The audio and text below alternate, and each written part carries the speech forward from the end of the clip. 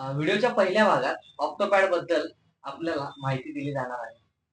तर ऑक्टोपॅड हे कोणकोणत्या ब्रँडचे आहे, कोणकोणत्या कंपनीचे आहे, हे आपल्याला या व्हिडिओच्या द्वारे सांगितलं जाणार आहे.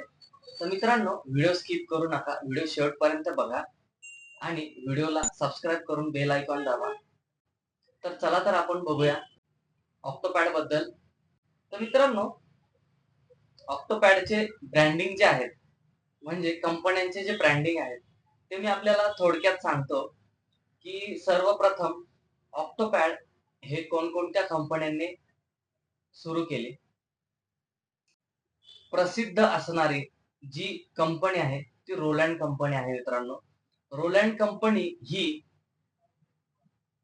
जपानची आहे आणि रोलँड कंपनी ही 18 एप्रिल 1972 रोजी ऑस्का जपानमध्ये स्थापन झाली.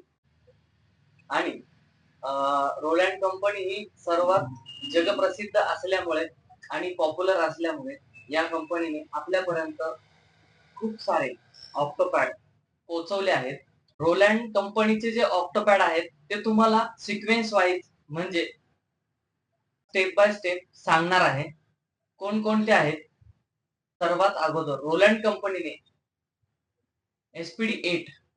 आता मित्रांनो, SPD हा पण तुम्हाला मोठा प्रश्न पडत असेल, हा शब्द कुठून आला नवीनच SPD.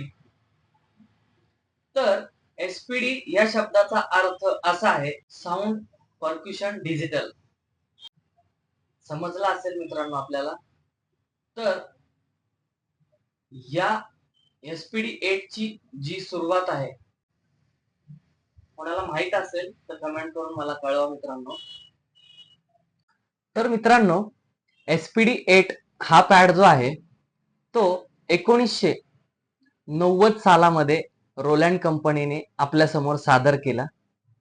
त्याच्यानंतर SPD 11 म्हणजे 11 नंबरचा जो पॅड आहे तो आपल्या समोर रोलँड कंपनीने 1993 सालामध्ये सादर केला.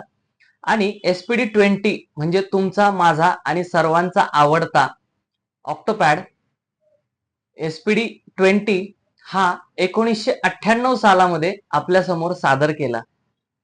तर मित्रांनो, आपण आतापर्यंत या 3 पॅड बद्दलची माहिती घेणार आहोत.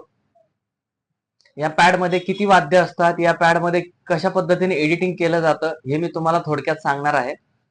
तर व्हिडिओ आवडला असेल तर मित्रांनो, व्हिडिओला लाईक करा, कमेंट करा, शेअर करा आणि सबस्क्राईब करून बेल आयकॉन दाबा.